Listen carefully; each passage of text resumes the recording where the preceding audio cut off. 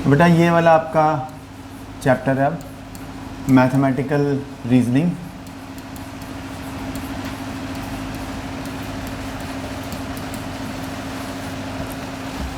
What exactly do we mean by reasoning? Reasoning का मतलब क्या होता है? आप कहोगे एक तो आप जो एनटीसी में मैथ पढ़ते हो, नहीं, that is reasoning. Reasoning means जैसे सपोज हमको जैसे आप अपने स्कूल के प्रिंसिपल को कहते हो कि सर मुझे कल छुट्टी चाहिए, ठीक है, तो वो कहेगा नहीं कल तो हम छुट्टी बिल्कुल नहीं दे सकते आपको। या सपोज स्कूल में तो इजीली छुट्टी मिल जाती है। Suppose I am an employee in some organisation और मैं अपने बॉस को बोलता हूँ I need a holiday tomorrow, तो मैं उसको कोई रीज़न दूंगा, देखो ये वजह है, इस वजह से मैं छुट्टी जाता हूँ, ठीक है, तो वहाँ पे हम रीज़न देते हैं, तो दैट इज़ अ रीज़न। नहीं, उस रीज़न दे रहे हैं तो हम रीजनिंग हो गई। नहीं, when I am giving a reason for something I am doing reasoning. तो मुझे कहेगा नहीं नहीं ये तो कोई बड़ी बात नहीं है ऐसे, तो मैं उसको कहूँगा एक और मैं उसको रीज़न दूंगा, नहीं सर देखो ये भी समस्या है कल, है ना, मैं उसको एक रीज़न और साथ में जोड़ दूंगा ताकि वो और कन्विंस हो जाए, ठीक है। तो ऐसे कई सारे रीज़न, और पहले से मैं 3-4 रीज़न लेके जाऊँ, ये भी है ये भी है ये भी, इसलिए तो कल मुझे छुट्टी चाहिए, तो this is one kind of reasoning. But otherwise हम मैथ्स करते हैं तो हम रीज़न देते हैं। नहीं, जैसे हमारे को कोई ज्योमेट्री में प्रूफ बनाना है, ठीक है, आपने ज्योमेट्री में एक प्रूफ बनाना है, तो वहाँ पर सपोज़ ये ABC है, एक ट्राइंगल है, ठीक है, तो आपको दिया हुआ है 6 सेंटीमीटर और ये मान लो आपको दिया हुआ है 4 सेंटीमीटर, तो हम यहाँ लिख देते हैं that angle C is less than angle B। नहीं, तो इसका हम रीज़न देते हैं कि नहीं? We give a reason. हम ये रीज़न देते हैं the angle opposite to the longer side is larger, ये रीज़न देते हैं। तो यहाँ भी हम रीजनिंग कर रहे हैं कुछ, कई बार हम एक के बाद एक। तो रीजनिंग वर्ड का क्या मतलब है, ठीक है। अब एक ब्रांच है मैथ्स की, एक अलग ही ब्रांच की मैथ्स की, जिसको हम बोलते हैं लॉजिक। देखो एक सब्जेक्ट था फिलॉसफी में 6 ब्रांचेस होती हैं, मेटाफिजिक्स, एथिक्स, ठीक है, उनमें से एक ब्रांच होती है लॉजिक की। जैसे हम किसी को बोलते हैं ना यार कोई लॉजिकल बात करो, नहीं, अब जैसे अगर हम कहें मेरा नाम रविंदर है क्योंकि रात को मैंने चने की दाल खाई थी, तो ये तो लॉजिकल बात नहीं लग रही ना, ठीक है। अगर मैं बोलता हूँ मेरा नाम रविंदर है क्योंकि यही नाम मुझे मेरे पेरेंट्स ने जन्म के समय दिया, तो ये फिर भी लॉजिकल लग रही है कि why people call me Ravinder because this is the reason. कुछ आइडिया लगा आपको? तो पूरी मैथ्स में इसको हम लॉजिक भी बोलते हैं। तो लॉजिक एंड रीजनिंग का अर्थ सेम है। तो इस चैप्टर की हेडिंग हम मैथमेटिकल लॉजिक भी कर सकते हैं, मैथमेटिकल रीजनिंग भी कर सकते हैं। तो 2 तरीके का लॉजिक होता है, एक होता है इंडक्टिव लॉजिक या इंडक्टिव रीजनिंग भी हो गई, है ना, एक होता है डिडक्टिव लॉजिक। मैथ्स में प्रूफ्स बनाने के लिए हम यूजली डिडक्टिव लॉजिक यूज़ करते हैं। जैसे angle x is equal to 60 degrees, angle x is equal to angle y, therefore angle y is also 60 degrees, ठीक है। मान लो हमें ये गिवन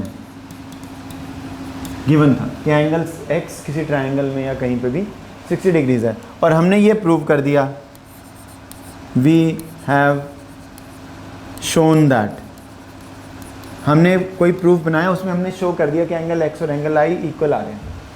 तो इन दोनों से हम ये कह सकते हैं, तो यहाँ पर मैं डिडक्टिव लॉजिक यूज़ कर रहा हूँ, because angle x is 60 degrees, ये सही बात है, angle x is equal to y, ये भी हमने प्रूव कर दिया कि सही बात है। तो इन दोनों को यूज़ करके हम ये बात बोल सकते हैं कि नहीं। तो यहाँ पे हम जो रीजनिंग कर रहे हैं वो डिडक्टिव लॉजिक है, it is a kind of deductive logic. Define करना तो मुश्किल है, डिड्यूस करना, इन दोनों से ये निकल रहा है। अगर इनमें से एक भी बात आपको नहीं पता तो हम ये नहीं बोल सकते। मान लो आपको x की वैल्यू नहीं देता तो आप बोल नहीं सकते कि y 60 है। x इक्वल टू वाई तो आपको दिया हुआ है, ये आपने प्रूव कर दिया, और x इक्वल टू मान लो आपको 60 डिग्री दिया हुआ है पर आपने ये प्रूव नहीं किया, तो भी आप y 60 ये नहीं बोल सकते। तो ये इन दोनों से डिड्यूस होता है। Deduce means to take out. Inductive logic क्या है? इंडक्टिव लॉजिक मीन्स जब हम कोई पैटर्न को ऑब्जर्व करते हैं, और उस पैटर्न को ऑब्जर्व करके हम कुछ गेस करते हैं कि यार ऐसा होता है, तो वहाँ पे अब आप कहोगे ये तो गलत है ना। कई बार ऐसा हो सकता है कि इंडक्टिव लॉजिक आपको कोई बात, देखो इंडक्टिव लॉजिक हमेशा सजेस्ट करता है कि ये हो सकता है। आप इमेजिन करो कि हिस्ट्री का हम एक चैप्टर पढ़ रहे हैं और हमने हिस्ट्री के चैप्टर में एक चीज़ पढ़ी कि एक शहर था, कोई भी शहर X, ठीक है, उस शहर के अंदर कई सारे इंटेलिजेंट लोग रहते थे, वहाँ पे पढ़ाई की बहुत तरक्की थी, ज़्यादा बड़ा शहर नहीं था लेकिन वहाँ पे पढ़े लिखे लोग थे बहुत अच्छे। तो वहाँ पे कोई मैथमेटिशियन था, उस name was this Acharya what ever, mathematician था A। और उस मैथमेटिशियन के स्कूल में हमें कहीं से प्रूफ मिलता है हिस्ट्री को पढ़ने से कि उस मैथमेटिशियन के स्कूल में किसी विद्यार्थी ने एक चीज़ फाइंड आउट की। उसने अपने टीचर को बोला कि सर मैंने 2 जगह चेक किया कि यदि हम राइट एंगल ट्रायंगल बनाते हैं, तो मैंने 2 ट्रायंगल्स में चेक किया कि एक इंटरेस्टिंग रूल ओबे हो रहा है, दैट 5 का जो स्क्वायर है वो 3 और स्क्वायर और 4 स्क्वायर के सम के इक्वल है। मतलब उसने ये अपने टीचर को सजेस्ट किया, वही आचार्य को, मिस्टर ए को, दैट हाइपोटेन्यूज का स्क्वायर दूसरी 2 साइड के स्क्वायर सम ऑफ स्क्वायर के इक्वल है। उसने कहा मैंने 2 ट्रायंगल्स ऐसे ढूंढे। तो उसने अपने टीचर से पूछा सर ऐसा तो नहीं है कि सभी राइट एंगल ट्रायंगल्स में ऐसा ही होता है? नहीं, उस टीचर को बोला उस स्टूडेंट ने। तो अब टीचर ने कभी ऐसी कोई बात खुद से सोची नहीं थी और खुद से सुनी भी नहीं, तो उसने कहा कि आप रिसर्च करो और फाइंड आउट करो और राइट एंगल ट्रायंगल्स बना के देखो। तो उसने और भी राइट एंगल ट्रायंगल बनाए, फिर उसकी हिम्मत हुई, उसने एक तीसरा बनाया, 12, 5, कितना आएगा हाइपोटेन्यूज? 17 आएगा, 13 आ जाएगा, ठीक है, हाइपोटेन्यूज आया 13। तो उसने कहा यहाँ पे भी ये रोल है। अब उसने उसको लगा कि यार ये तो हो सकता है ऐसा। अब वो क्या यूज़ कर रहा है? इंडक्टिव लॉजिक यूज़ कर रहा है। इंडक्टिव मीन्स वो एक ही चीज़ को बार बार ऑब्जर्व करके उसके ब्रेन को एक सजेशन मिल रहा है अपने एक्सपीरियंस से, अनुभव से, कि हर राइट एंगल ट्रायंगल में कहीं ऐसे तो नहीं होता। तो वो ये जो रीजनिंग है ये इंडक्टिव लॉजिक है। मतलब हम एक पैटर्न को ऑब्जर्व करके कुछ गैस कर रहे हैं और इससे हम एक हाइपोथेसिस बनाएंगे, assumption, that every right angle triangle the square of the hypotenuse is equal to the sum of the squares of the other 2 sides। तो ये सजेस्ट करता है कि ये हो सकता है और उससे हम एक अजम्पशन बनाएंगे। अब वो अजम्पशन गलत भी हो सकती है, सही भी। अब हम उसका डिडक्टिव लॉजिक से अगर हम प्रूव कर दें कि हर राइट एंगल ट्रायंगल में ऐसा होता ही है, अगर हम डिडक्टिव लॉजिक यूज़ करके इस बात को प्रूव कर दें कि हर राइट एंगल, अब राइट एंगल ट्रायंगल तो इनफाइनाइट है, बहुत सारे बन सकते हैं, लेकिन डिडक्टिव लॉजिक हमें वो मेथड बताएगा जिसको यूज़ करके हम ये प्रूव कर सकते हैं कि हर राइट एंगल ट्रायंगल में ऐसा ही होता है। ये तो आपको मालूम है पाइथागोरस थ्योरम में, तो ऐसा होता है हर राइट एंगल ट्रायंगल में। लेकिन क्या इसको हम एग्जाम्पल लेके प्रूव करेंगे? हम एक प्रूफ बनाए, हम एक ऐसी आर्ग्यूमेंट्स देंगे, ऐसी रीजनिंग देंगे, अगेन रीजनिंग आ गया, जिससे हर राइट एंगल ट्रायंगल के लिए ये बात सही प्रूव हो जाए। उसको हम प्रूफ बोलते हैं। और प्रूफ किससे बनेगा? डिडक्टिव लॉजिक से। तो इंडक्टिव लॉजिक नई रिसर्च सजेस्ट करता है और डिडक्टिव लॉजिक उसको कंफर्म करता है कि ऐसा है और ये हो सकता है, ठीक है। तो ये मेन चीज़ है। तो अब मैं आपको थोड़ा सा हिंट दिया बिल्कुल शॉर्ट में। अच्छा, फिर एक इंटरेस्टिंग चीज़ है, जॉर्ज बूल एक इंग्लिश मैथमेटिशियन थे। उन्होंने 1800 में, 1850s के अराउंड, आप देख लेना एग्जैक्ट ईयर कब, एक ब्रांच ऑफ मैथमेटिक्स डिस्कवर की जिसको हम बूलियन अलजेब्रा बोलते हैं। उनके डेथ के भी काफ़ी टाइम के बाद, लेट्स से 60, 70, 80 ईयर्स के बाद, 1940s के अंदर एक अमेरिकन क्लॉड शैनन थे, मैथमेटिशियन या टेक्नोलॉजिस्ट। उन्होंने जॉर्ज बूल के जो आइडियाज़ थे उनको टेलीफोन स्विचिंग सर्किट्स में यूज़ किया। फिर बाद में जाके उन्हीं आइडियाज़ को डिजिटल इलेक्ट्रॉनिक्स के डिज़ाइन में यूज़ किया गया। या आप ये कह सकते हो कि माइक्रो प्रोसेसर, कंप्यूटर्स के अंदर हार्ट ऑफ द कंप्यूटर क्या है? Micro processor. कंप्यूटर का ऑफिशियल नेम होता है डेटा प्रोसेसर, और सीपीयू को हम प्रोसेसर बोलते हैं, नहीं, जो इन्फॉर्मेशन को प्रोसेस करता है। तो जो मॉडर्न कंप्यूटर्स हैं, large number of modern computers, या आप ये कहो most, they are based upon digital electronics. या वो डिजिटल डिज़ाइन है, डिजिटल डिज़ाइन का रिजल्ट है। अब ये डिजिटल डिज़ाइन भी सारा जॉर्ज बूल ने जो आइडिया स्टार्ट किए थे उससे होता है। और जॉर्ज बूल के आइडिया का मैथमेटिकल रीजनिंग से भी रिलेशन है, वो बताएंगे फिर आपको कैसे, ठीक है। तो अभी तो मैंने कुछ आपको प्रिलिमिनरी विचार दिए हैं, अब हम चैप्टर का कंटेंट स्टार्ट कर सकते हैं, जो कि बहुत ही सिंपल चैप्टर है, लेकिन इसको एक बार रिकॉर्ड करना था हमें। तो 2 वर्ड्स हैं बेटा, तो मैंने इसमें कुछ स्लाइड्स बनाने की कोशिश की थी, पर स्लाइड्स बनाने का टाइम नहीं बचा, तो आई हैव गॉट PDFs और उन PDF से हम फॉलो करेंगे, ठीक है। तो देखो क्या PDFs हैं। तो सबसे पहले ये देखो, एक वर्ड है sentence. Everyone understand what sentence means in geometry? Grammar तो पढ़ते हो आप लोग, ठीक है, okay. Let us try to understand what the term sentence means. English language में सेंटेंस का मीनिंग, कोई ऐसा बच्चा तो नहीं जिसको आइडिया नहीं मालूम सेंटेंस क्या होता है? सबको मालूम है। कोई भी प्रॉपरली कंस्ट्रक्टेड, जैसे हिंदी में जैसे वाक्य बोलते हैं, any properly constructed group of words आपने ले लिया, फुल स्टॉप से आपने एंड कर लिया। अब उसमें सारी चीज़ें सही होनी चाहिए, ग्रामर, उसको हम सेंटेंस बोलेंगे। अब ऐसे ही कोई वेग चीज़ को नहीं हम बोलेंगे, ठीक है, समझ में आया? जिसमें ग्रामर गलत हो उसको तो सेंटेंस नहीं बोल सकते। तो sentence means anything which you state, जैसे the weather is great today, sentence है। The weather is great today, ये एक सेंटेंस है अंग्रेजी भाषा का। Shimla is a lovely hill station, have you been to Shimla, ठीक है। और किसी हिल स्टेशन को देखा होगा आपने। Sun rises in the east and sets in the west, ठीक है। ये इंग्लिश भाषा के कुछ वाक्य हैं, कुछ भी और भी अपना भी ले सकते हो आप, ठीक है। We have got our 11th maths class at 2:30 PM today, full stop. ये भी इंग्लिश भाषा का सेंटेंस है। ये कुछ एग्जाम्पल हैं, 1 2 3 4, ऐसे तो बहुत सारे बना सकते हैं, ठीक है। Early to bed and early to rise makes a man healthy wealthy and wise, सुना होगा आपने छोटी क्लास में। ये भी अंग्रेजी भाषा का एक प्रॉपर वाक्य है, कुछ ग्रामर की गलती नहीं है, मैंने कॉमा भी लगा दिया हर जगह पे सही। हेल्दी वेल्दी है ना, हेल्दी के बाद भी कॉमा लगा दिया, एंड तो एंड उसके पहले नहीं आएगा। तो sentence means any grammatically correct and properly form sentence of English language, very easy idea. अब कुछ sentences,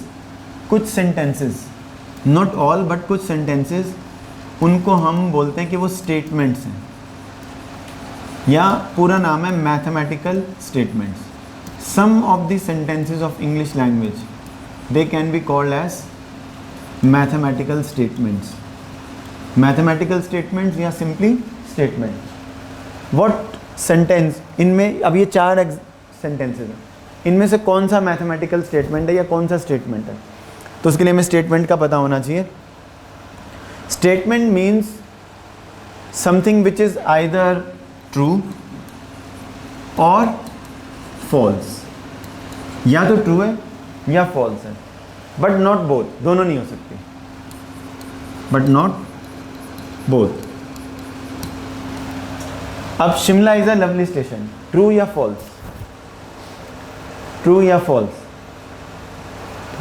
the weather is great today, true या फॉल्स? ये कोई ज़रूरी नहीं है कि हर सेंटेंस ट्रू या फॉल्स हो। किसी के हिसाब से ये आज ट्रू हो सकता है, कोई कहेगा नहीं जी आज तो बहुत गर्मी है, नहीं। तो इसका जो आंसर है कि ये ट्रू या फॉल्स है, वो पर्सन टू पर्सन चेंज कर जाएगा, सब्जेक्ट टू सब्जेक्ट चेंज करेगा। Subject means person to person, जिससे हम पूछते हैं उसको सब्जेक्ट बोलते हैं। तो हम कहेंगे कि ये ट्रू है या फॉल्स है, ये इस बात में जो इस सेंटेंस में जो बात कही है वो ट्रू या फॉल्स है, वो सबके लिए यूनिवर्सली ट्रू या फॉल्स नहीं है। किसी के लिए सही, किसी के लिए फॉल्स, किसी के लिए ट्रू, किसी के लिए फॉल्स। तो हम कहेंगे इस सेंटेंस में तो सब्जेक्टिविटी है। सब्जेक्टिविटी मीन्स ऑब्जेक्टिविटी नहीं है। सब्जेक्टिविटी का मतलब है subject to subject answer will change, और हर आदमी अपनी जगह पे ट्रू है, हर अपनी जगह पे करेक्ट है, ठीक है। तो every English language sentence is not a mathematical statement, ठीक है। Early to bed early to rise makes a man healthy wealthy and wise. कोई अगर रात को सो गए, पढ़ाई क्या खाक करोगे? पढ़ाई भी तो करनी है। अर्ली टू बेड, किसी का व्यू गलत हो, इसके बारे में विपरीत विचार हो सकता है। So someone can have a different view, so not everyone will say this is true और फॉल्स। हाँ, this is true for all. तो ये क्या है? ये स्टेटमेंट है, मैथमेटिकल स्टेटमेंट। ये मत सोचना इसमें मैथ्स नहीं आया। जो चीज़ सबके लिए ट्रू है इक्वली और सबके लिए फॉल्स है, लेकिन दोनों नहीं है। दोनों मतलब ये नहीं है कि साथ में ट्रू भी है, साथ में फॉल्स भी है, या तो ट्रू या फॉल्स, सबके लिए एक जैसे, फॉर ऑल ऑफ अस। ऐसा नहीं होना चाहिए कुछ के लिए सही कुछ के लिए फॉल्स, ठीक है।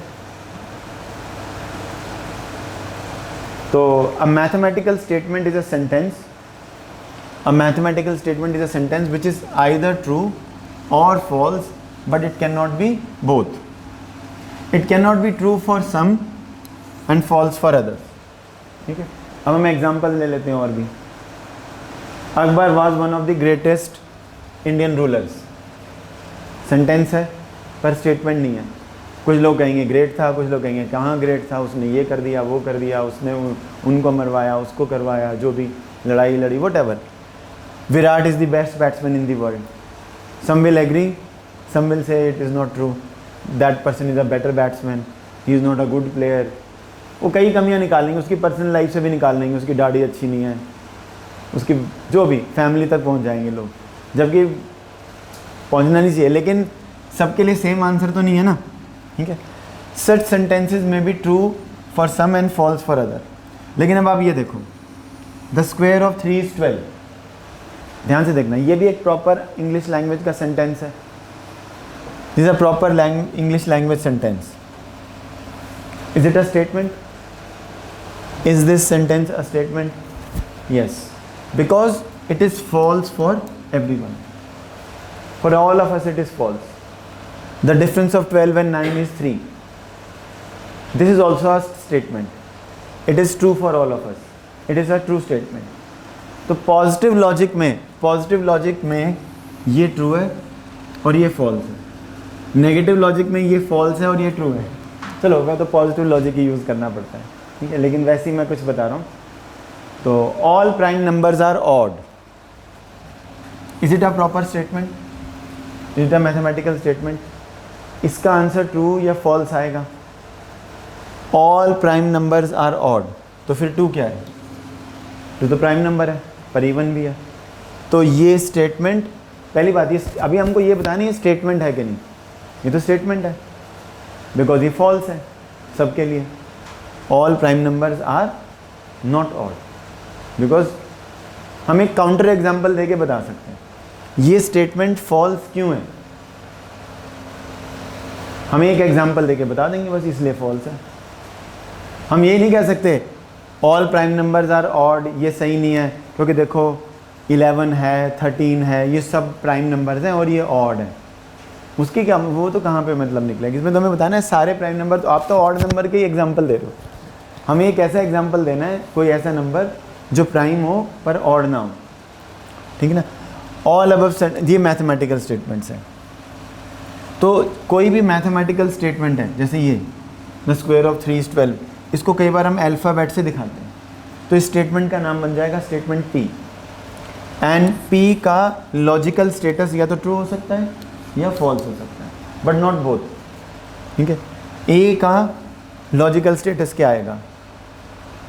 स्टेटमेंट A, कैपिटल अल्फ़ाबेट भी यूज़ कर सकते हैं, तो स्टेटमेंट का नाम रख सकते हैं, label, we can label the statement by alphabets. All prime numbers are odd, इसका नाम रख दिया statement S, understood. Statement S is capital F, false नहीं।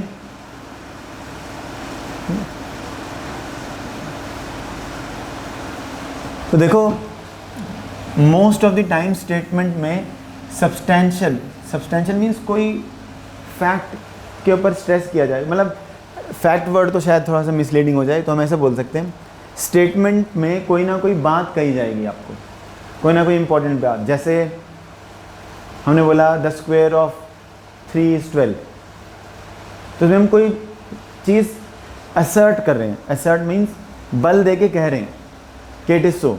अब वो गलत भी हो सकती है सही भी हो सकती है, ये नहीं कि हम कोई चीज़ बल दे के कह रहे हैं तो वो सही है।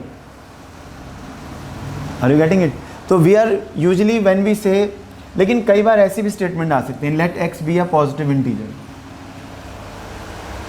अब इट इज़ ये या तो ट्रू होगी या फॉल्स, लेकिन वो एक्स की वैल्यू पे डिपेंड करता है, ठीक है। तो आप ये ध्यान से देखना, ये बन तो जाएगी स्टेटमेंट, लेकिन एक्स की वैल्यू पे डिपेंड करेगा ये ट्रू आएगी या फॉल्स। लेकिन ऐसा तो है नहीं कि ये ट्रू और फॉल्स दोनों हो जाए, है ना। या तो x पॉजिटिव इंटीजर होगा या नहीं होगा। क्यों? कोई भी इंटीजर, हाँ 0 है, अगर x 0 है तो वो या तो पॉजिटिव इंटीजर है या नहीं है। ठीक है, चलो खैर, anyway next idea is negation of a statement. मान लो P कोई भी स्टेटमेंट है, एग्जाम्पल ले लेते हैं, New Delhi is a city. Statement है New Delhi is a city. किसी पर्सन का नाम तो नहीं है न्यू दिल्ली, किसी खेलने की चीज़ का भी नहीं है। It is not a means of transport also, it is a city. New Delhi is a city, देश तो नहीं है। तो ये एक स्टेटमेंट है, मतलब सबके लिए इसका एक ही आंसर होगा। ठीक है, New Delhi is a city, India की कैपिटल। ठीक है, तो P is a statement. Is it true और false? It is true, P is a true statement. लेकिन इस स्टेटमेंट P से हम एक नई स्टेटमेंट बना सकते हैं। इस स्टेटमेंट P से हम एक नई स्टेटमेंट बना सकते हैं। जो नई स्टेटमेंट आएगी, अगर P ट्रू है तो नई स्टेटमेंट फॉल्स होगी, और अगर P फॉल्स है तो नई स्टेटमेंट ट्रू होगी। बस यही नई स्टेटमेंट का गुण है। कोई भी स्टेटमेंट आपको दी हुई है, जैसे द स्क्वायर ऑफ 3 इज 12, इससे एक नई स्टेटमेंट बना सकते हैं। वो स्टेटमेंट में क्या प्रॉपर्टी होगी? पहले वाली स्टेटमेंट अगर ट्रू है तो नई जो स्टेटमेंट बनेगी वो फॉल्स होनी चाहिए या फॉल्स होगी, और पहले वाली अगर फॉल्स है तो नई ट्रू आएगी। वो कैसे होता है, ध्यान से देखना कैसे बनाते हैं। तो जो नई स्टेटमेंट आती है उसको हम बोलते हैं negation of the statement. P is a given statement like the square of 3 is 12, और हमें अगर ये स्टेटमेंट बनाए the square of 3 is not 12, तो बताओ जो नई स्टेटमेंट बनाई वो सही है या गलत है? वो तो ट्रू आ गई, पहले वाली फॉल्स थी, तो पहले वाली फॉल्स तो नई वाली ट्रू। तो from a statement P we can construct a new statement Q, and this statement Q is called as negation of the original statement P. negation means ना, मना करना, जो उसमें कहा है उसका विपरीत, बिल्कुल उल्टा। ठीक है, तो कई बार हम P की negation को ऐसे लिखते हैं, जो हम Q स्टेटमेंट बोल रहे हैं, ठीक है, उसको हम ऐसे लिखते हैं negation of P. So if New Delhi is a city, New Delhi is not a city. So then what can we say? The statement Q is negation of P। जो P में का है उसका उल्टा। अब ये अगर ट्रू है तो ये फॉल्स हो जाएगा, और अगर ये फॉल्स है तो ये ट्रू हो जाएगा। लेकिन यहाँ पे तो ये पहले ट्रू था तो ये फॉल्स हो गया। अंडरस्टूड? आपको अगर निगेशन बनाने की क्या ज़रूरत है? क्योंकि मैं लॉजिक पढ़ना है, मैथमेटिकल लॉजिक, तो we need to understand what is what. Statement क्या होती है, उसका निगेशन क्या होता है। अंडरस्टूड? ठीक है, एक स्टेटमेंट की निगेशन बनाना इंग्लिश लैंग्वेज को यूज़ करके कई तरीके से हो सकता है। जैसे हमको ये दिया new Delhi is a city, तो इसकी निगेशन स्टेटमेंट मतलब ये लिखने के कई तरीके हैं। एक तो ये तरीका है New Delhi is not a city. एक और तरीका है, देखो इट इज़ नॉट, ये दिया हुआ है, इसकी निगेशन स्टेटमेंट ये आ जाएगी, it is not the case that New Delhi is a city. It is not the case that New Delhi is a city. ये निगेशन है कि नहीं P की? It is not the case that New Delhi is a city. या फिर ऐसे it is false that New Delhi is a city. It is false, अगर मैं ये लिखता हूँ it is false that New Delhi is a city, can we say this Q is negation of P? इसका negation है, ठीक है, बिल्कुल ही easy. The negation of a statement can be formed in different ways. New Delhi is not a city, ये भी negation हो गया P का। New Delhi, it is not the case that New Delhi is a city. It is false that New Delhi is a city. हो सकता है और भी बना सकते हो आप, ऐसा कुछ नहीं है। ये 3 कॉमन तरीके बताएं। अब इनको देखते हैं। Both the diagonals of a rectangle have the same length। आपने ये नहीं बोलना ठीक बात है सर, गलत बात है, वो तो बाद में सोचना है। पहले ये चेक करो, जजमेंट करो, क्या ये स्टेटमेंट है? पहली बात, इज इट अ स्टेटमेंट? मतलब इसका आंसर ट्रू या फॉल्स सबके लिए आएगा एक समान, ठीक है, बोथ द डायगोनल्स। उसके बाद इज द ट्रू स्टेटमेंट, ये तो ट्रू है। पहली बात तो ये स्टेटमेंट है, दूसरी बात ये ट्रू है। नेक्स्ट देखो, there does not exist a quadrilateral which has all sides equal. ऐसा कोई क्वाड्रिलेटरल नहीं है जिसकी चारों साइड्स इक्वल हों। Is it a statement? Yes, it is a false statement. पूरा चैप्टर इसी के बारे में है, ठीक है। तो वैसे तो ये चैप्टर मुश्किल नहीं है, स्कूल एग्जाम्स में भी बहुत थोड़ा सा ही आता है, मतलब ये लगा लो कि एनुअल एग्जाम में तो शायद नहीं भी आता होगा, सिर्फ मैं इसीलिए करा रहा हूँ कि आपके सिलेबस में है, ठीक है। तो निगेशन, इसकी निगेशन क्या बनेगी? It is not the case that there does not exist, या फिर it is false that there does not exist, ठीक है, या फिर there exist a quadrilateral whose all sides are equal, ठीक है। It is not the case that there does not exist a quadrilateral that has all sides equal. बना लो कि negation, negation बनाना तो आसान है, ठीक है, वेरी इजी।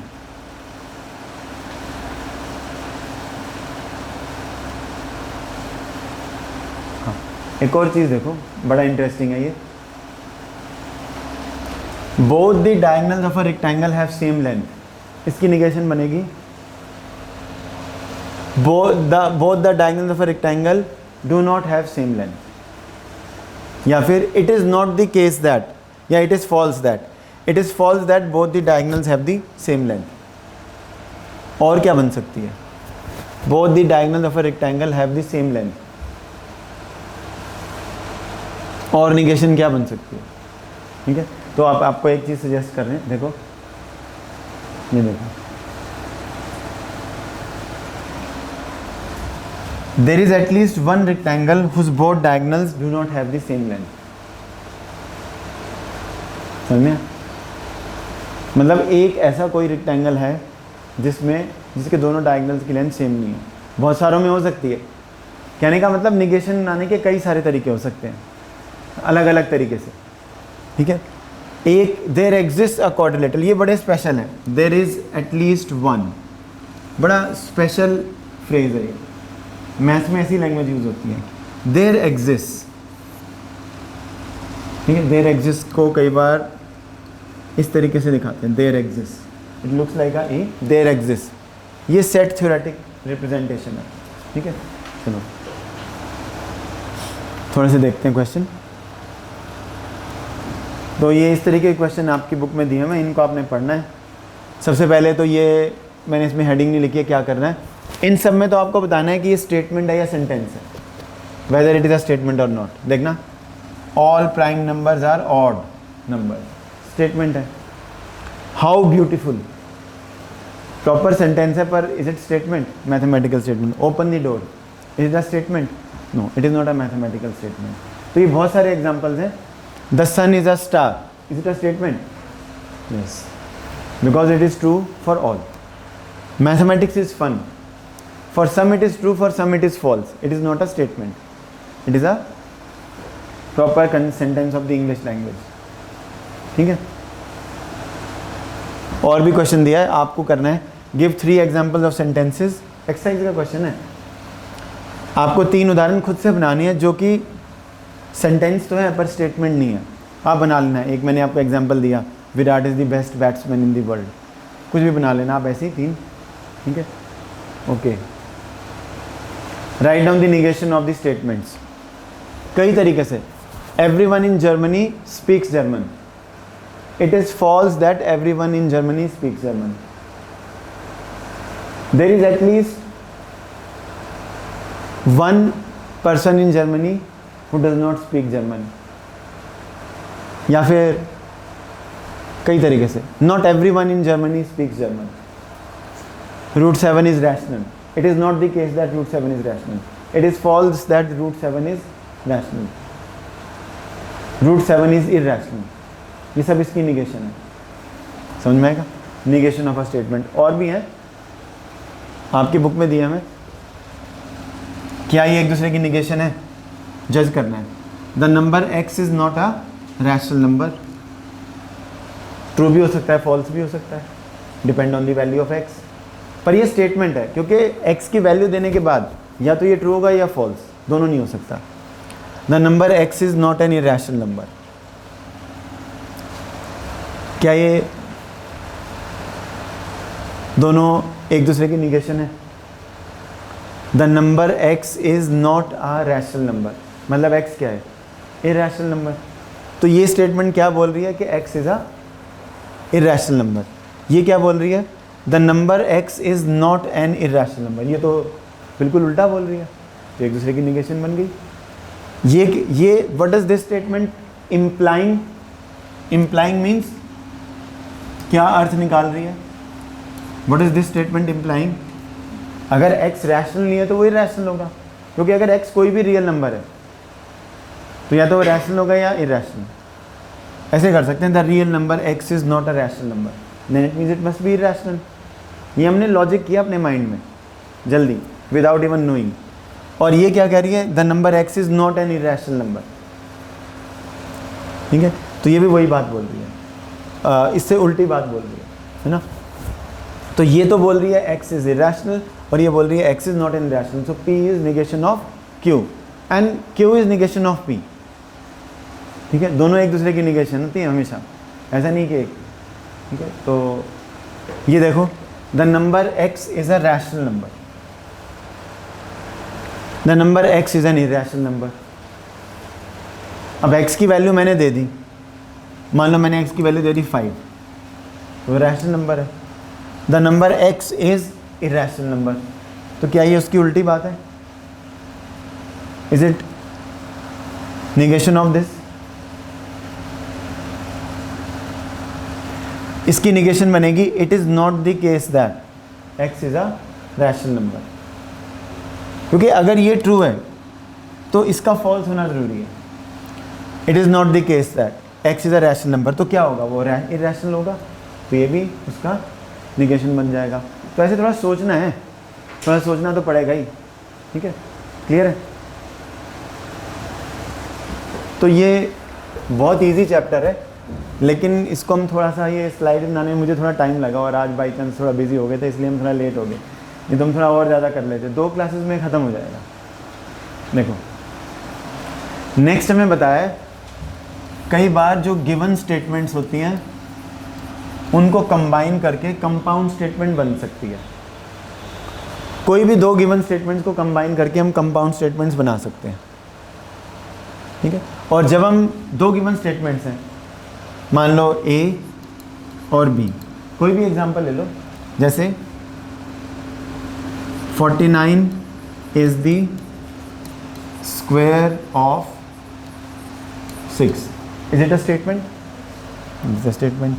और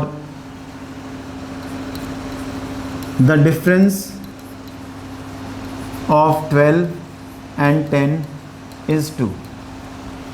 तो ये 2 स्टेटमेंट्स, इनको कंबाइन करके हम एक कंपाउंड स्टेटमेंट बना सकते हैं। ठीक है, तो जो इन दोनों को ज्वाइन करके एक नई स्टेटमेंट बनेगी उसको हम कंपाउंड स्टेटमेंट बोलते हैं, और इन दोनों को हम बोलते हैं कॉम्पोनेंट स्टेटमेंट्स। क्या बोलते हैं, कॉम्पोनेंट स्टेटमेंट्स। तो इनको ज्वाइन करने के लिए आमतौर पे हम एंड या और ऐसे वर्ड्स को यूज़ करते हैं, जैसे 49 इज द स्क्वायर ऑफ 6 और the difference of 12 and 10 is 2, या फिर 49 is the square of 6 and the difference of 12 and 10 is 2। 2 तरीके से कंपाउंड स्टेटमेंट्स बना दी, और जो कंपाउंड स्टेटमेंट बनी वो भी या तो ट्रू होगी या फॉल्स, दोनों नहीं हो सकती। ठीक है, तो अब देखो नेक्स्ट, इन्होंने एग्जाम्पल दिया, उसको देख लेते हैं। देखना, 24 is a multiple of 2, 4 and 8। ठीक है, क्या आपको लगता है ये कंपाउंड स्टेटमेंट है? अच्छा चलो ये देखते हैं, इसको देख लो, ये इजियर है।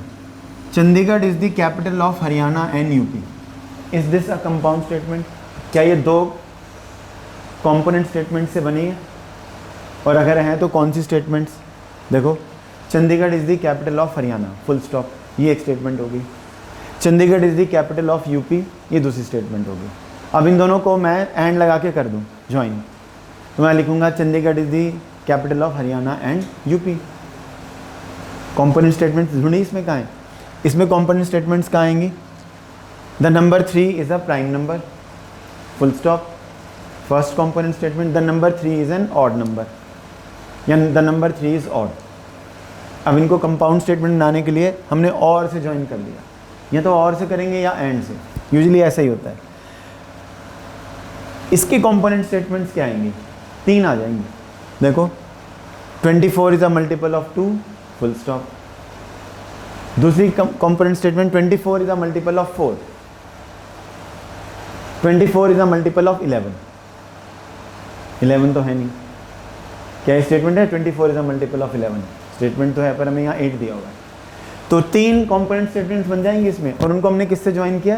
एंड से.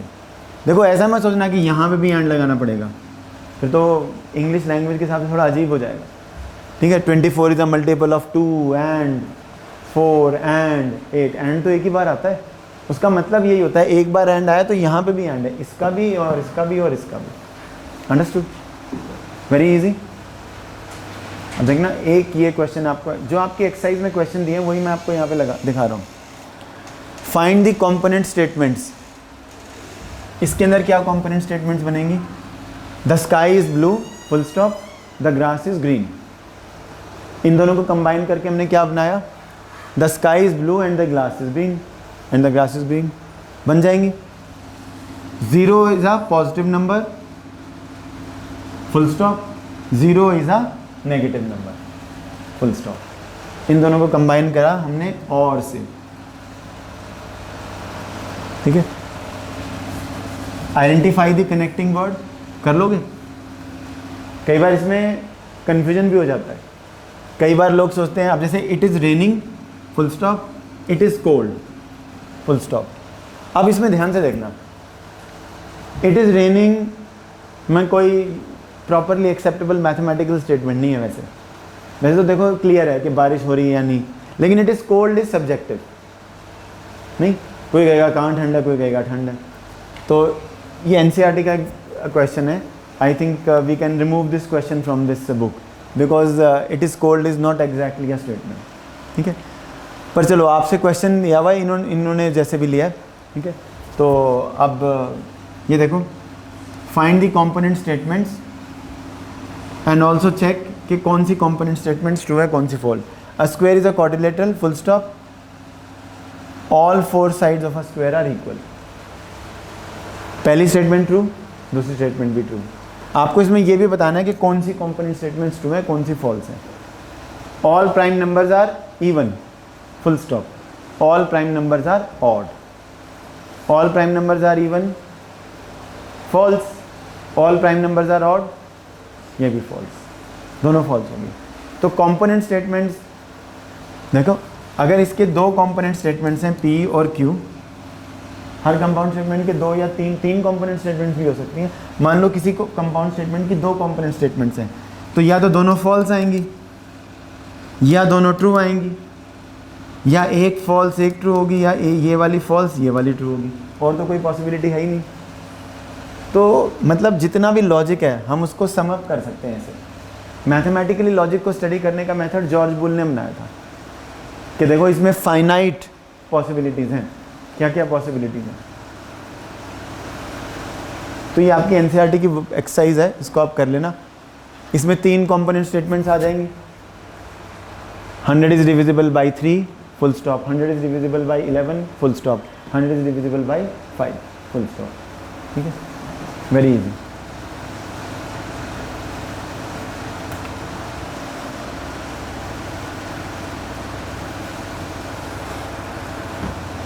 ठीक है बेटा. ये जो एंड और से हम कंपाउंड स्टेटमेंट्स बनाते हैं, यूजुअली एंड और लॉजिकल कनेक्टिव्स का काम करते हैं. लॉजिकल कनेक्टिव्स मतलब इनकी इंपॉर्टेंस है एंड और की. ये ऐसी कोई 2 शब्द नहीं है. ध्यान से देखो क्या, the compound statement with and logical connective. The compound statement with and logical connective. मान लो आपके पास एक कंपाउंड स्टेटमेंट है जिसमें एंड से कंपाउंड स्टेटमेंट्स को कनेक्ट किया. तो कंपाउंड स्टेटमेंट ट्रू कब होती है? जब सारी कंपोनेंट स्टेटमेंट्स करेक्ट हो. और फॉल्स कब होगी? जब एक भी कंपोनेंट स्टेटमेंट अगर इनकरेक्ट होगी. तो the compound statement with and logical connective is true if all, इसमें ये ऑल है, all component statements are true and it is false even if one of the component statements is false. ये तो easy है, ठीक है. Example ले लो. A point occupies a position, full stop. First component statement. The location of a point can be determined, full stop. दोनों true हैं, तो ये compound statement भी true हो जाएगी, ठीक है. दो statements हैं. A point occupies a position, its मतलब point, the point's position can be determined. 42 is divisible by 5, 6 and 7. तीन component statements हैं. ये true है, ये true है, ये false है. ये तो true है ना? True, true, false. तो अगर एक भी false होगी component, तो compound statement तो false हो जाएगी. यही and logical connective का काम होता है. अगर एक भी कंपोनेंट स्टेटमेंट फॉल्स होगी तो कंपाउंड स्टेटमेंट फॉल्स. सारी ट्रू होनी चाहिए तभी ट्रू आएंगे. अच्छा ये देखो, इसमें एंड यूज हुआ है. A mixture of alcohol and water can be separated by chemical methods, full stop. Chemistry के नॉलेज जिनको है वो ये बताएंगे कि this is false. Can be का मतलब इसमें ये है कि केमिकल रिएक्शन की ज़रूरत पड़ेगी, जबकि हमें केमिकल रिएक्शन की ज़रूरत नहीं पड़ती है अल्कोहल और वाटर को अलग करने के लिए. डिस्टिलेशन या फ्रैक्शनल डिस्टिलेशन से हम कर सकते हैं. Fractional distillation is better. तो ये फॉल्स तो है, लेकिन क्या इसमें कंपोनेंट स्टेटमेंट ढूंढ लेंगे हम? ढूंढो. इसमें जो एंड यूज़ हो रहा है वो अलग ढंग से यूज़ हो रहा है अल्कोहल और वाटर के मिक्सचर को बताने के लिए. इसमें and is not a logical connective कि दो कंपोनेंट स्टेटमेंट्स कंबाइन हो रही हैं. तो ये नहीं है, आपने देखा कि कहीं जगह कहीं पे भी एंड और यूज़ हुआ तो हमेशा ही कंपोनेंट स्टेटमेंट्स निकलेंगी. एंड का मतलब तो सिर्फ इसमें ये और ये, मैं और मेरा दोस्त, Ram and Shyam were going, ठीक है ना. Ram and Shyam were going to Delhi, ठीक है. तो इसमें कंपोनेंट्स कई जगह तो आएगा. देखो ऐसा नहीं कि हमेशा कंपोनेंट स्टेटमेंट्स नहीं बन पाएंगी, पर इसमें नहीं बन पाएंगी, ठीक है ना. Is this a statement? Yes. Is and a logical connective here? It is not a logical connective. And is just used to tell what and what. It is not a logical connective here. तो हर जगह पे ऐसे blindly नहीं, थोड़ा सा दिमाग को भी यूज़ करना है. कई बार कंपाउंड स्टेटमेंट जब हम बनाते हैं हम और को यूज़ करते हैं तो और लॉजिकल कनेक्टिव का काम करता है. तो अगर मान लो आपने और को यूज़ करके दो स्टेटमेंट्स को कनेक्ट किया.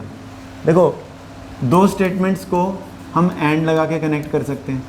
कई बार हम यही और नई स्टेटमेंट ऑब्टेन कर सकते हैं. ए इज ए कंपाउंड स्टेटमेंट. इसको कई बार ऐसे भी लिखते हैं. सेट थ्योरेटिक नोटेशन में ये और होता है, और, ठीक है. सेट थ्योरेटिक नोटेशन में ओके ये और होता है ना, तो इसको हम और की जगह लिखेंगे. हमने इसको लिख दिया एंड की जगह. तो एंड की जगह ये होता है ए से एंड. अब ये ए जैसा है पर एंड ए नहीं है, और ये और. मान लो स्टेटमेंट ए लिख देते हैं. तो जैसे लिखा आपने 42 इज़ डिविजिबल बाई 5 और बाई 7. यहाँ 7 होना चाहिए, फुल स्टॉप. अब ये कंपाउंड स्टेटमेंट है. 42 is divisible by 5, 42 is divisible by 7.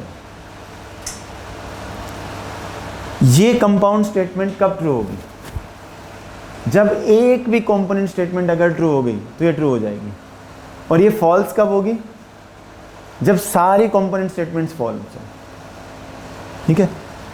तो a compound statement in which you are using or logical connective, it is true if any of the component statement is true. अगर एक भी correct हो गई तो वो true हो जाएगी. लेकिन अगर सारी फॉल्स हैं कंपोनेंट स्टेटमेंट तो ये फॉल्स होती है. अंडरस्टूड? बिल्कुल ही ईजी है. आप क्वेश्चन भी आंसर कर सकते हो. Mumbai is the capital of Kolkata or Maharashtra. It is a B is true और फॉल्स? B is true. अगर मैं यहाँ एंड लगा देता फिर ये फॉल्स बन जाती, क्योंकि एंड तो तब ट्रू होगा जब दोनों कंपोनेंट स्टेटमेंट्स ट्रू हैं. Chandigarh is the capital of Haryana, Chandigarh is the capital of Punjab. Component statement आ गई और कंपाउंड स्टेटमेंट आ गई. Chandigarh is the capital of Haryana and Punjab. तो ये कंपाउंड स्टेटमेंट भी ट्रू है. क्योंकि दोनों करेक्ट है। ठीक है, ये और एग्जाम्पल है, ये आप कर लेना। The school is closed if there is a holiday or Sunday. The school is closed if it is a Sunday, the school is closed if it is a holiday. ठीक है, समझ में आया? तो ये दोनों ट्रू हैं और ए ट्रू है। इन दोनों में से दोनों ट्रू हैं कि दोनों फॉल्स हैं? दोनों फॉल्स हैं, तो ए भी फॉल्स आएगी। समझ में आया? एक ट्रू, ठीक है ना। अगर दोनों में से एक ट्रू है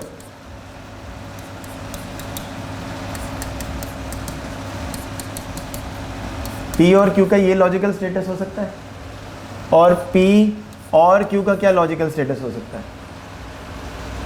ठीक है, अगर कंपाउंड स्टेटमेंट दो कंपोनेंट स्टेटमेंट से बनी है, जब ये दोनों फॉल्स हैं तो ये फॉल्स, एक भी ट्रू तो ट्रू, ट्रू, और दोनों ट्रू तो ट्रू डेफिनेटली।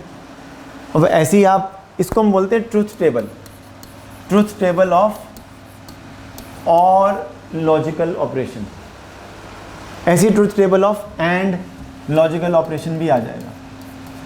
नहीं, अगर ये एंड होता है, यहाँ पर ये एंड होता है, तो यहाँ पे अगर मैं P एंड Q का बना दूँ साथ में, दोनों फॉल्स तो ये फॉल्स, एक भी फॉल्स तो फॉल्स, एक भी, दोनों ट्रू तो ट्रू, एक भी फॉल्स तो false. Understood?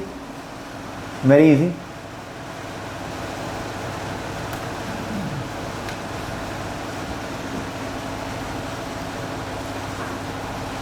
For each of the following statement determine whether the, okay, ये तो अभी हमने इंक्लूसिव और एक्सक्लूसिव और भी पढ़ना पड़ेगा। चलो देखो, एक और तरीके का और होता है, देखना, there is one more kind of or, वो इससे पता चल रहा है। Two lines in a plane either intersect at one point or they are parallel. इसकी ये कंपाउंड स्टेटमेंट है, कंपोनेंट स्टेटमेंट्स बनाओ। Two lines in a plane intersect, full stop. Two lines in a plane intersect at one point. Intersect at one point नहीं है, intersect अलग चीज़ है, intersect at one point अलग चीज़ है। Two lines in a plane are parallel, ये इसकी कंपोनेंट स्टेटमेंट्स है। नहीं, Bhavya, is a uh statement?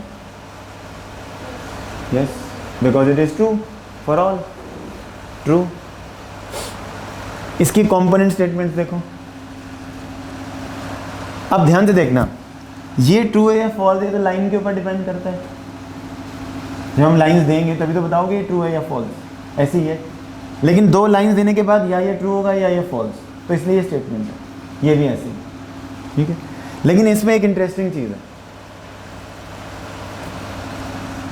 अगर P ट्रू है तो F का फॉल्स होना ज़रूरी है, लेकिन ये तो ट्रू ही होगा क्योंकि दोनों में से एक ट्रू तो ए ट्रू, और अगर ये फॉल्स है तो ये ट्रू होगा। क्यों? एक्सक्लूसिव, एक्सक्लूसिव मतलब इस और को हम एक्सक्लूसिव क्यों बोलते हैं? एक्सक्लूसिव और का मतलब होता है कि जो दो कंपोनेंट स्टेटमेंट्स हैं वो एक साथ ट्रू नहीं हो सकते, या तो एक ट्रू होगी या दूसरी ट्रू होगी। ये ट्रू है तो दूसरी फॉल्स होगी, दूसरी फॉल्स है तो दूसरी ट्रू है तो ये फॉल्स होगी। इसको हम एक्सक्लूसिव और बोलते हैं। पहले वाले और को फिर क्या बोलते हैं? या तो और या इंक्लूसिव और। इंक्लूसिव मीन्स वो दोनों, उसमें दोनों एक साथ भी ट्रू हो सकती हैं। देखो ये दोनों एक साथ ट्रू हो सकती हैं, ठीक है। कोई भी एग्जांपल ले लो, मैंने अभी आपको एग्जांपल दे रहा, Chandigarh is the capital of Haryana, full stop, and second statement थी, कंपोनेंट स्टेटमेंट थी, Chandigarh is the capital of Punjab, and उससे कंपाउंड स्टेटमेंट बना लिया हमने, Chandigarh is the capital of Haryana. दोनों ट्रू और कंपाउंड स्टेटमेंट भी ट्रू। इसमें क्या है, इसमें अगर एक कंपोनेंट स्टेटमेंट ट्रू है, ठीक है, तो दूसरी फॉल्स होनी ज़रूरी है। और भी एग्जांपल दें इसके, एनसीईआरटी की बुक में दिए हुए अच्छे अच्छे एग्जांपल। एन आइसक्रीम और Pepsi is available with a thali in a restaurant. बारात नहीं है, रेस्टोरेंट है, कूपन दिया होगा, उसमें लिखा होगा या तो आइसक्रीम ले सकते हैं या Pepsi. An ice cream is available with a thali in a restaurant, a Pepsi is available with a thali in a restaurant, in that restaurant basically. अब अगर आपने आइसक्रीम लिया तो पेप्सी नहीं ले सकते। अगर ये ट्रू हुआ तो ये ट्रू नहीं हो सकता थाली के लिए, और अगर ये ट्रू हुआ तो ये नहीं हो सकता, बिकॉज वन ऑफ देम। और देखो A student who has taken biology और chemistry can apply for microbiology program. इन्होंने and तो नहीं कहा ना, अगर ये and कहते तो इसका मतलब जिसने बायोलॉजी भी ले रखा है और पढ़ रखा है और केमिस्ट्री भी पढ़ रखा है, वही दोनों, जिन्होंने दोनों पढ़ रखे हैं वो जाएंगे। इन्होंने ये नहीं कहा, इन्होंने कहा या तो बायो पढ़ रखा है, केमिस्ट्री नहीं पढ़ा, चल जाएगा, या केमिस्ट्री पढ़ा है, बायो नहीं पढ़ा, वो भी चल जाएगा, या दोनों पढ़े हैं किसी ने तो वो भी चलेगा ही। तो ये और कौन सा हुआ? इंक्लूसिव और हो गया, ये तो एक्सक्लूसिव तो ना हुआ। सो दिस और इज, तो ये जजमेंट आपको यूज़ करनी है, ठीक है, कि इंक्लूसिव है और या एक्सक्लूसिव है। और अगर एंड लगा देते फिर तो दोनों विषय ज़रूरी थे, पर एंड लगाया नहीं इसमें। तो इसके भी क्वेश्चन दिए हुए हैं आपको एनसीईआरटी की बुक में, वो आप बड़े आराम से कर लोगे। वी हैव टू जज for each of the following statement, determine कि ये एक्सक्लूसिव और है या एक्सक्लूसिव और है। To enter a country you need a passport or a voter registration card. अगर किसी के पास दोनों होंगे तो उसको नहीं जाने देंगे क्या? जाने देंगे ना, पर दोनों में से एक भी हुआ तो जा सकते हैं। तो मान लो आपके पास वोटर कार्ड भी है, ट्रू, ठीक है, आपके पास वो भी है, तो ये तो इंक्लूसिव और हो गया। The school is closed if it is a holiday और अ संडे, ये भी इंक्लूसिव और हो गया। Two lines at a point in, two lines intersect at a point और आर पैरेलल, एक्सक्लूसिव और हो गया, क्योंकि अगर एक ट्रू है तो दूसरा ट्रू नहीं हो सकता। एक कंपोनेंट स्टेटमेंट ट्रू है तो दूसरी कंपोनेंट स्टेटमेंट ट्रू नहीं हो सकती।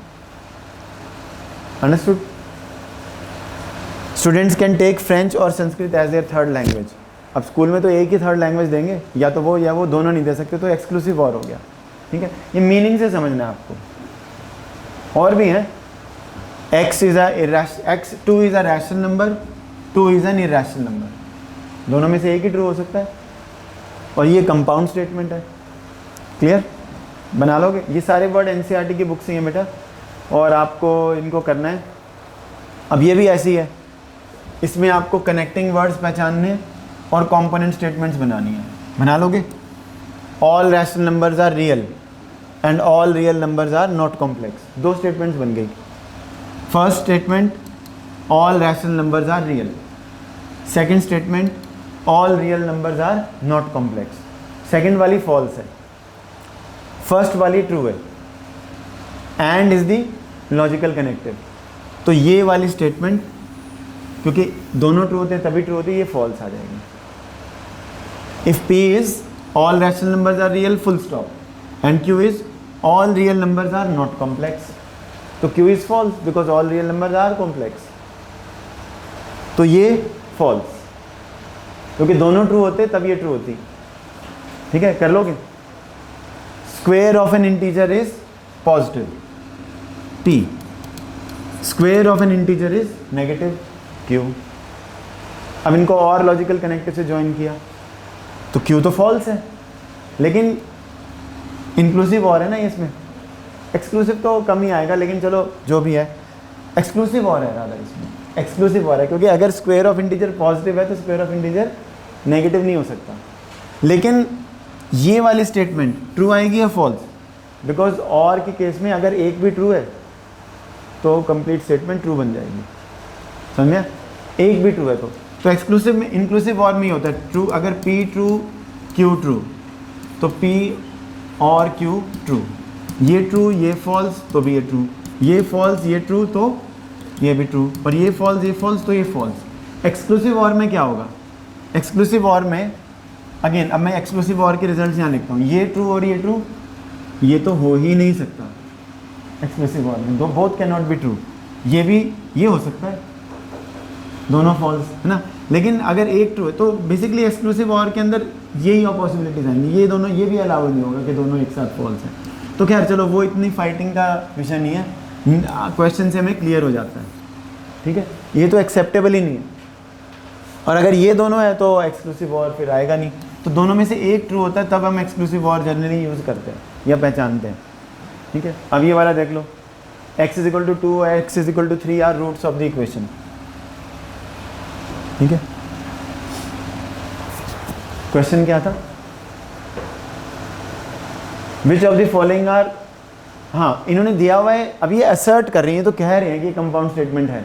आपको जज करने का मौका ही नहीं देना कि which of the following are compound statement and if it is a compound statement then you have to tell the component statements and tell the status of the compound statement. तो करना ही NCERT की book से ही है, आपको करने हैं, कर लोगे, ठीक है ना। एक छोटा सा 5 मिनट्स का टॉपिक इसमें से रह गया। देखो बेटा ये 2 वर्ड्स हैं क्वांटिफायर्स, तो 2 वर्ड तो मतलब टर्म तो एक ही क्वांटिफायर्स, बट 2 क्वांटिफायर्स अभी हम सीख सकते हैं। फॉर ऑल, कई बार सेट थ्योरेटिक नोटेशन में ऐसे लिखते हैं फॉर ऑल, फॉर एवरी को भी ऐसे ही लिखते हैं, for every natural number n square is positive, नहीं पॉजिटिव मतलब n square is greater than 0 for every natural number, ठीक है। तो ये एक स्टेटमेंट है कि नहीं, ये भी एक स्टेटमेंट है पूरी, समझ रहे हो जो मैंने लिखा है, whole of this is a statement which is true. अगर मैं ये लिखता हूँ for every integer z square is greater than 0, is this a statement? This is also statement but it is false, because 0 के लिए तो 0 का स्क्वायर 0 से बड़ा नहीं होता, ठीक है। चलो एनीवे, तो ये कह रहे हैं कि स्टेटमेंट्स बनाने के लिए हम बहुत बार फॉर ऑल और फॉर एवरी या देयर एग्जिस्ट यूज़ करते हैं, कई बार यूज़ करते हैं इनको। जैसे फॉर एवरी प्राइम नंबर, मैं ये नहीं कह रहा ये कंपाउंड है यार, ये तो वैसे ही अब स्टेटमेंट्स हैं। For every prime number p, square root of p is a irrational number. अब ये ट्रू है या फॉल्स है वो तो बाद में सोच लेना, पर इसमें इन्होंने एग्जांपल दिया है कि फॉर एवरी को हम कैसे यूज़ करते हैं। फॉर एवरी, देयर एग्जिस्ट, देखो हाँ चलो इनको भी देखेंगे। तो मतलब इनको क्वांटिफायर्स बोलते हैं, फॉर एवरी और देयर एग्जिस्ट को। क्वांटिफायर्स मीन्स मतलब ये लैंग्वेज में यूज़ होते हैं, मैथमेटिकल स्टेटमेंट्स बनाने में, कंस्ट्रक्ट करने में इनका यूज़ होता है, ताकि अच्छे ढंग से चीज़ को बताया जा सके। देखो for every positive number x, suppose x is a real number, ये रियल x है। For every positive number x, positive है तो x इधर होगा। There exist a positive number y, हर पॉजिटिव नंबर x के लिए एक ऐसा पॉजिटिव नंबर होगा। देयर एग्जिस्ट का मतलब एक तो ज़रूर होगा, ज़्यादा भी हो सकते हैं। There exist, there is one, at least one, such that y is less than x। तो एक ऐसा पॉजिटिव नंबर है मतलब जो 0 के इस तरफ है पर x से कम है ना, एक ना एक तो होगा ही, ज़्यादा भी हो सकते हैं। देयर एग्जिस्ट, ठीक है। तो चाहे क्या ऐसा कोई पॉजिटिव नंबर है जिससे कम कोई पॉजिटिव नंबर ना हो, है कौन सा? 1 से कम तो बेटा 0.9 पॉजिटिव नहीं है क्या, रियल नंबर, ठीक है ना। तो समझ में आपको, तो ये ट्रू है, B is true. What about this C? There exist a positive number y such that for every positive number x we have y less than x। बताओ, ये कह रहे हैं कि एक ऐसा पॉजिटिव नंबर y है, एक ऐसा पॉजिटिव नंबर y है जो 0 से उस तरफ है तो पॉजिटिव हो गया। सच that for every positive number x, कि आप कोई भी फॉर एवरी कोई भी पॉजिटिव नंबर x दो, y उससे कम होगा। लेकिन अगर मैंने आपको x इतना दिया फिर तो y उससे ज़्यादा हो जाएगा, तो ये फॉल्स है। तो इनको ध्यान से करना है, क्वांटिफायर में जब स्टेटमेंट्स आएंगी तो बिल्कुल इजीली।